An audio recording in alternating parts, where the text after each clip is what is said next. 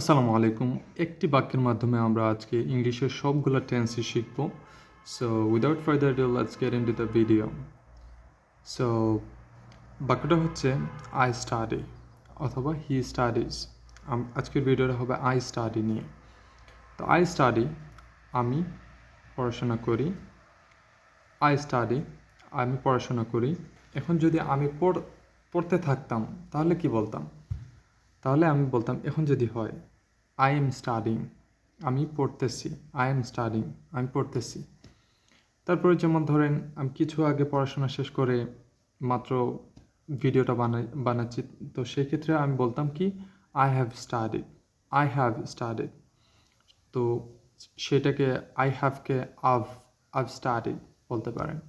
এখন যেমন ধরেন আমি কিছু আগে থেকে পড়াশোনা শুরু করেছি, ধরেন কথার কথা 10 মিনিট আগে থেকে শুরু করেছি, এখনও পড়তেছি। সেক্ষেত্রে আমি কীভাবে বলবো? I've been studying for 10 minutes. I've been studying for 10 minutes. এখন এইখানে হচ্ছে আপনি ফর এবং সিন্স কখন ব্যবহার করবেন, সেইটা হচ্ছে যে ফর আপনি টাইমের ব্যাপ্তির ক্ষেত্রে ব্যবহার করবেন, সিন্স ব্যবহার করবেন আপনি কখন থেকে শুরু করছেন সেই বিষয়টা বলার জন্য। তারপরে আসি, যেমন ধরেন আমি গতকালকে পড়েছিলাম, বা আমি এমন একটা কথা বলতে চাচ্ছি যেখানে আমি সময়ের উল্লেখটা করতেছি যে আমি এই সময় আগে পড়াশোনা শেষ করেছিলাম। তো সেক্ষেত্রে হবে আই স্টাডিড ইয়েস্টারডে। আমি গতকালকে পড়েছিলাম।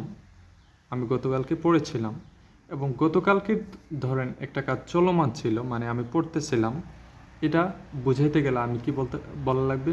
I was studying. আপনি যদি আই ওয়াজ স্টাডিং এভাবে বলতে চান, ওয়াজের এই আই ওয়াজ স্টাডিং, বুঝছেন? ওয়াজ স্টাডিং এরকম হলে আপনার ফ্লুয়েন্সি ব্রেক করবে।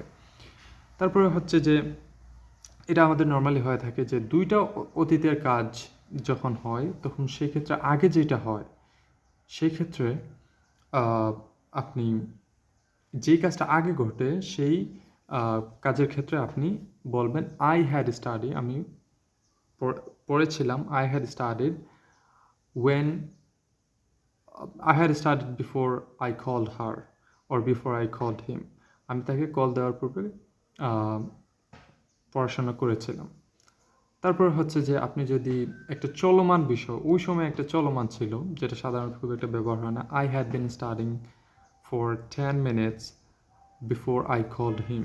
আমি তাকে কল দেওয়ার আগে 10 মিনিট পড়েছিলাম এবং আমি পড়বো আগামীকালকে, তাহলে কী হবে? আই উইল স্টাডি, আমি পড়তে থাকবো, আই উইল বি স্টাডিং।